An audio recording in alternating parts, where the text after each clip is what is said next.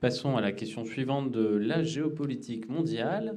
Bonjour, j'aurais une question légitime concernant la défense française face aux nouvelles puissances de ce monde. Comment envisagez-vous la stratégie de défense française après le Frexit? Alors, là, il faudrait beaucoup de temps pour répondre, mais on me fait signe que j'ai fait des réponses parfois un petit peu trop longues. Alors, je vais accélérer un petit peu. Je raisonnerai dans le sens inverse. Si nous restons actuellement dans l'Union européenne, nous restons par l'effet de l'article 42 du traité de l'Union européenne, la politique étrangère de sécurité et de défense est assujettie à celle de l'OTAN. C'est pas écrit comme ça, c'est écrit d'une façon plus chantournée. On dit que les pays membres de l'Union européenne qui sont également membres de l'OTAN, eh bien, leurs engagements vis-à-vis de l'OTAN doivent prévaloir par rapport aux engagements de la politique européenne de sécurité et de défense. Un truc comme ça. Ça revient à dire, en fait, que la politique européenne de sécurité et de défense est assujettie à l'OTAN. Alors, en ce moment, le torchon brûle d'ailleurs un peu comme jamais d'ailleurs, entre certaines puissances européennes, nommément l'Allemagne et la France, et Donald Trump. Au point même que certains, on a eu une tournée récente de M. Pompeo, Mike Pompeo, qui est le secrétaire à la défense des États-Unis d'Amérique, qui est venu un petit peu engueuler tout le monde et qui exige que les pays d'Europe mettent davantage la main au portefeuille sur l'OTAN, qui menace éventuellement presque de dissoudre l'OTAN, ce que je n'y crois pas du tout. Voilà, on est dans une partie de bras de fer. Si nous, on reste dans cette structure, d'abord, on est en train de perdre toute notre autonomie stratégique. Alors, je sais bien que les spécialistes nous expliquent que sur un certain nombre de points, nous n'avons plus totalement une indépendance parfaite. Ne serait-ce que, par exemple, la vente des chaudières de Jake Alstom à comment dirais-je, à General qui soit. Donc, si on reste dans l'Union européenne, nous sommes assujettis, on l'a vu jusqu'à lundi, c'est indécent ce qui s'est passé avec le Venezuela. Lorsqu'il y a eu la tentative de coup d'État de Guaido au Venezuela contre Maduro, Guaido étant ouvertement soutenu par Donald Trump et les États-Unis. Vous avez vu que M. Macron s'est précipité, comme la plupart des pays de l'Union européenne, pour reconnaître dans les jours suivants la légitimité de Guaido. On a bonne mine quand on voit qu'en fait Maduro est toujours là et bien là, et que Guaido, son coup d'État, en fait, a fait pchit. Je vous rappelle d'ailleurs, je renvoie à ce que j'avais dit à l'époque, j'avais condamné la position de Macron. J'avais dit que, sans soutenir nécessairement Maduro, dont le gouvernement et les mesures sont quand même loin d'être aussi populaires qu'elles l'étaient du temps de Chavez, et il y a quand même beaucoup de choses à critiquer dans le régime de Maduro. Mais enfin, ça n'était en aucun cas le devoir de la France de se mêler de cette affaire intérieure vénézuélienne et de soutenir un candidat qui, lui, alors, il était la marionnette de l'oncle Sam. Ça se voyait ouvertement.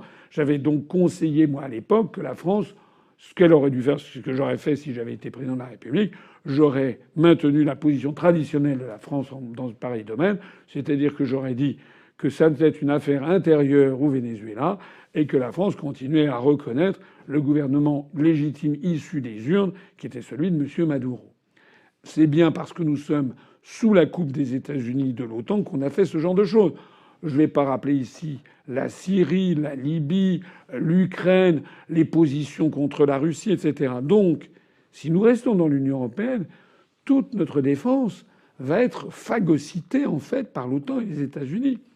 J'ai eu l'occasion de rappeler, je ne sais plus où récemment, qu'il y a une dizaine de jours, on a appris que la France a prépositionné 300 soldats français, des dizaines d'engins blindés et de tanks, de chars, sur la base de Tapa en Estonie, qui est à 127 kilomètres de la frontière russe, la distance qu'il y a entre Andorre et Toulouse, 257 kilomètres de Saint-Pétersbourg, qui est la deuxième ville de Russie.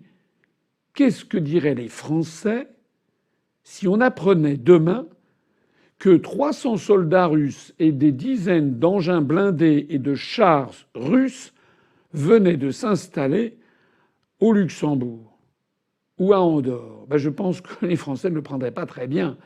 Ils se diraient que les Russes ont une idée derrière la tête. Qu'est-ce que fait la France là-dedans?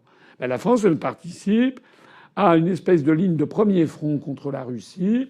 Et il y a en Estonie, en Lettonie et en Lituanie, vous avez des forces militaires qu'il n'y a pas que les Français, il y a les Anglais, les Canadiens, les Allemands, etc. Un certain nombre de pays de l'OTAN, en fait, l'Union européenne et l'OTAN, les États-Unis aussi, qui sont là. Donc il faut bien comprendre que notre maintien dans l'Union européenne signe notre avilissement, notre assujettissement aux États-Unis d'Amérique et à l'OTAN. Il y a encore plus grave, c'est que si nous restons dans l'OTAN, nous devons participer à de plus en plus de programmes militaires conjoints. Qui dit programme militaire conjoint dit que la France, l'industrie française militaire, va se spécialiser sur, par exemple, je ne sais pas, je dis n'importe quoi, je ne suis pas suffisamment expert, mais par exemple dans la construction d'un nouvel avion de combat, on va fournir une pièce, je ne sais pas, les ailerons, le train d'atterrissage, etc. Et on va avoir donc des programmes militaires qui vont être répartis entre plusieurs pays. Ce qui signifie que la France perdra son indépendance stratégique, c'est-à-dire une industrie militaire purement nationale. Charles de Gaulle avait beaucoup tenu à ce que les Français restent un pays libre, souverain et indépendant, en ayant une force de frappe nucléaire indépendante, en ayant une industrie militaire nationale, avec Matra, avec Dassault par exemple.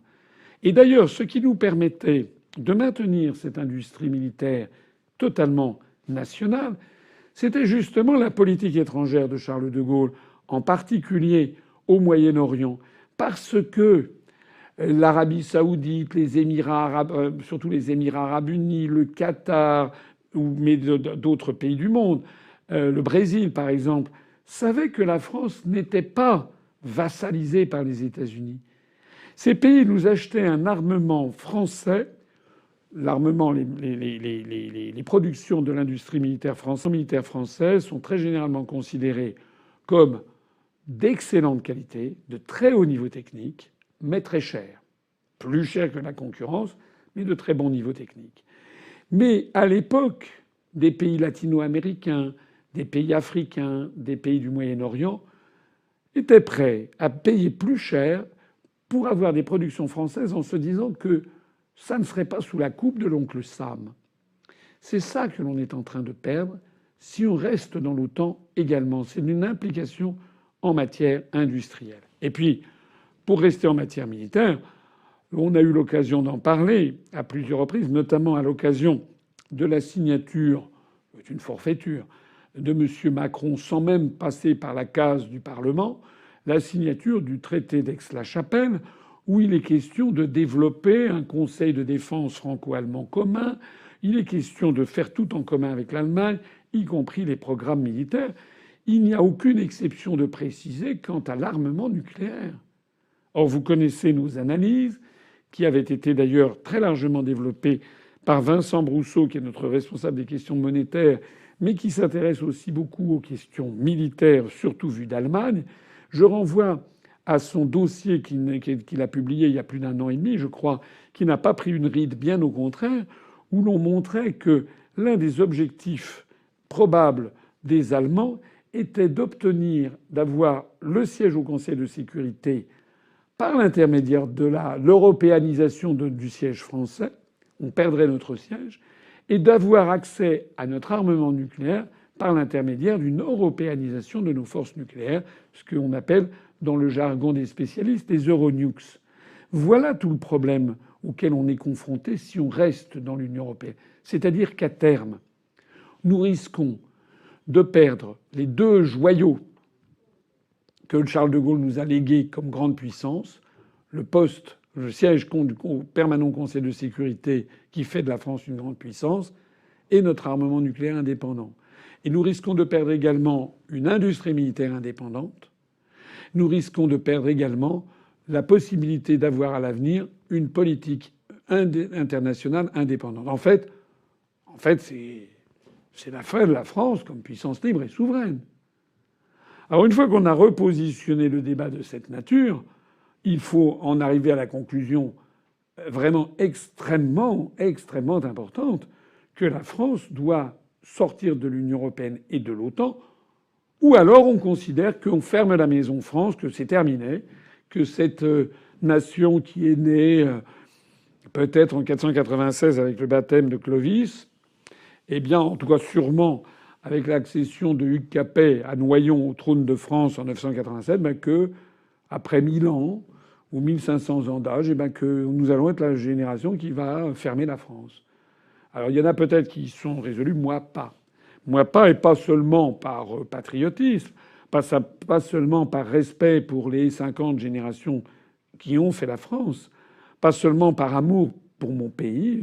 J'avoue que j'aime mon pays, j'aime le pays de mes pères, de mes arrière-grands-parents, des lignées. Et c'est normal d'aimer son pays.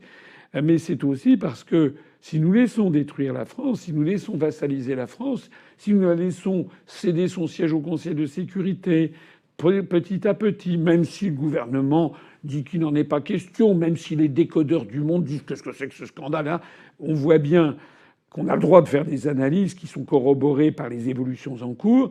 Il y a actuellement une évolution extrêmement funeste qui risque de nous faire perdre notre siège au Conseil de sécurité, notre armement nucléaire, notre industrie nationale, etc., etc.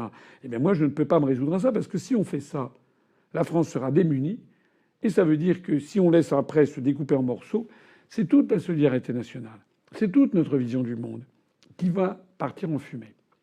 Je ne voudrais pas conclure. Ma réponse est très longue, je le sais. On m'avait dit de faire des réponses courtes, mais elle est longue. Mais parce qu'il y a beaucoup de choses à dire. Mais je voudrais pas conclure en disant que, par ailleurs, on ne saurait pas quoi faire. Dans notre programme, j'avais indiqué qu'il est nécessaire de revaloriser le budget du ministère de la Défense. Qui a, au temps de la guerre d'Algérie, je crois qu'il était quelque chose comme aux alentours de 10% du PIB ou 8%. C'est évidemment impossible à tenir à notre époque. Mais enfin, progressivement, la paix est revenue. Il a dit baisser. Et puis maintenant, il est tombé aux alentours de 1%, même un petit peu moins. Vous avez vu que Macron, d'ailleurs, s'était opposé à la hiérarchie militaire. C'était l'acte ridicule qu'il avait commis à peine arrivé à l'Élysée. Il avait voulu donner un coup de menton. Le général de Villiers s'en était allé. Il avait décidé, parce qu'il était totalement impréparé à être président de la République.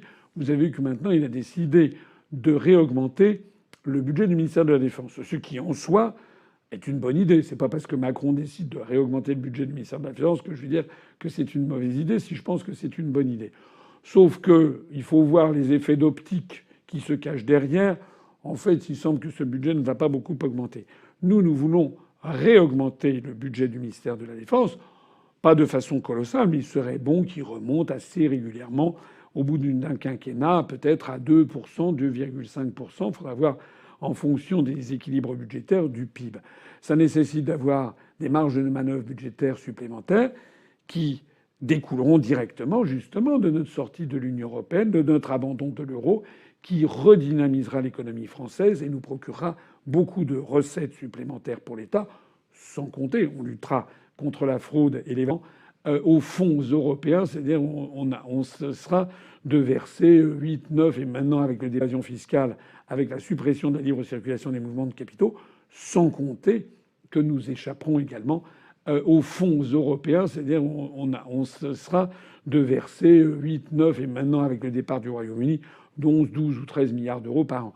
Voilà, tout ceci permettra en partie, on consacrera pas tout cet argent à augmenter les dépenses militaires, mais on redonnera d'une marge de manœuvre au budget militaire. Et puis encore, pour terminer, nous développerons une stratégie militaire en partenariat avec d'autres pays du monde.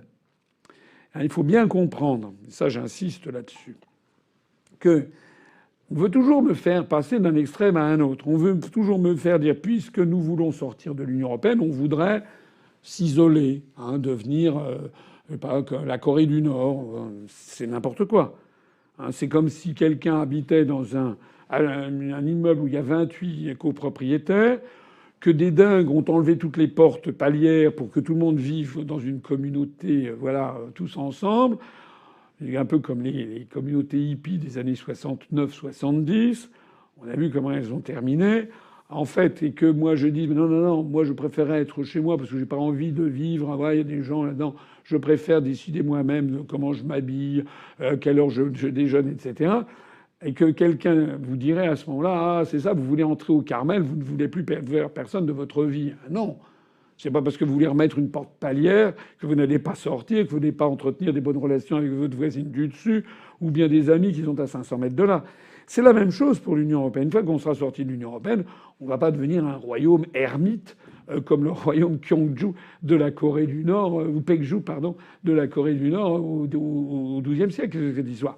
Non, on aura des relations internationales avec tous les pays du monde, à commencer par l'Allemagne, à continuer par les États-Unis, parce que nous aurons bien sûr de très bonnes relations aussi avec les États-Unis, s'ils sont d'accord pour respecter la souveraineté et l'indépendance de la France. Et puis, on aura aussi des bonnes relations avec la Russie, avec la Chine, avec l'Inde. On renouera avec ce qui était en fait cette politique extrêmement sagace et réfléchie de Charles de Gaulle dans les années 60. Ne vous inquiétez pas, la vraie survie de la France passe bien, y compris en matière stratégique et militaire, par la sortie de l'Union européenne et de l'OTAN.